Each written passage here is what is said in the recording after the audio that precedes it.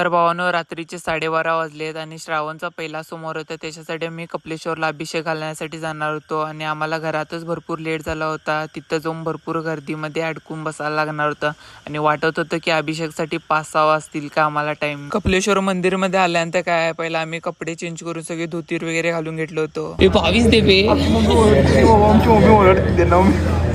22 देवे लवकर लवकर.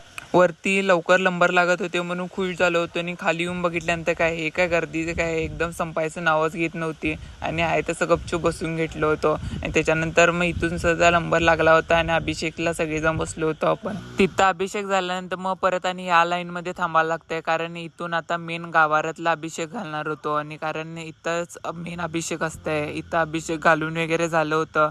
त्याच्यानंतर मग इथं प्रसाद होतं. यांनी काय प्रसादला काय सुट्टी द्यायचं नावच काढत नव्हते. सगळं पूर्ण भांडं खाली केले पण काय ग्लास सोडायचं नाव करत नव्हते. त्याच्यानंतर मग आम्ही परत कणबरगीला चाललो होतो, कारण सिद्धेश्वरला. आणि इथं आल्यानंतर काय एकदम फुल काळोख, फक्त मंदिरचे लाईट एवढंच दिसत होते. आणि सिद्धेश्वर मंदिरचा काय विषय हार्डाच आहे, इथं पायऱ्या चढून पाय दुखतात. त्याच्यानंतर मग आम्ही फायनली मंदिरकडे आलो होतो आणि एवढ्या लवकर मंदिर सुद्धा चालू नव्हतं आणि इथं सुद्धा अभिषेक घालण्यासाठी मंदिरमध्ये फुल गर्दी होती. आणि एवढ्या उंचावरून बेळगाव तर काय एकदम शेवटवाला दिसत होता. असला नजारा दिसत होता आणि हे फोनात कॅप्चर नाही होणार, डोळ्यांनीच बघायला लागतंय. मग आम्ही फायनली घराकडे आलो. व्हिडिओ आवडला असेल तर लाईक आणि फॉलो करून घ्या नक्की.